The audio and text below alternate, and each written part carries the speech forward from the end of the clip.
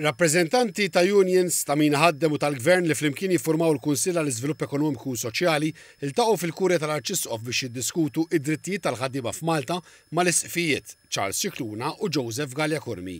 Serva bħala punta tluq għad-diskussjoni rapport tal-Kummissjoni Ġustizzja u Paċi tal-Knisja dwar sfidi li jiltaqgħu magħhom ċittadini ta' pajjiżi terzi f'Malta waqt li jikkontribwixxu għat tkabbir ekonomiku. Ir-rapport jikkonkludi li l-iżvilupp veru jitkejjel bil-kwalità tal-ħajja u li l-profit mhuwiex kollox fil-ħajja. L-Arċisqof Charles Cicluna enfasizza fuq akkomodazzjoni affordabbli għal ħaddiema kemm Maltin u barranin u appella lill imsieħba soċjali jagħtu l-appoġġ tagħhom biex żgħażagħ minn kull sfond ikunu jistgħu jibnu futur b'dinjità.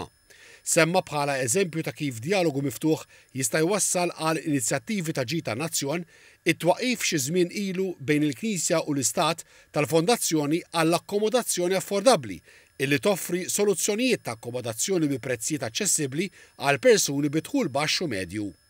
Dwar il-migrazzjoni, l-Arċisqof Cicluna qal illi biex il-pajjiż jimplementa politika ta' immigrazzjoni li tiżgura id-dinjità ta' kull ħaddiem huwa meħtieġ li wieħed jiftakar li anke bis-serjietna kienu immigranti wara l-fehma li l-Knisja qed tagħmel ħilitha biex tgħin komunitajiet Kattoliċi barranin iħossuhom milquha f'Malta permezz ta' sostenn pastorali u spiritwali.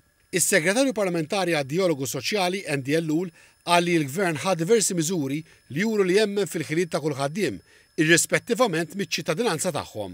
F'dan l-isfond semma ir-regoli ġodda għal ħaddiema li jwasslu prodotti lill konsumatur bħall-ikel li jassiguraw li jirċievu pagi u jkollhom kundizzjonijiet tajbin.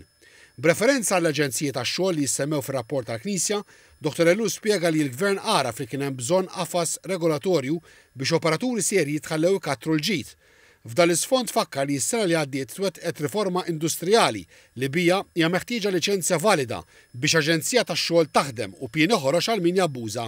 Is-Segretarju Parlamentari Andy Ellul qal li dan il-Gvern ma jaċċettax sfruttament u għalhekk ħa passi biex impjegati ma' aġenziji tax-xogħol ikollhom id-dritt għal paga u kundizzjonijiet dinjitużi.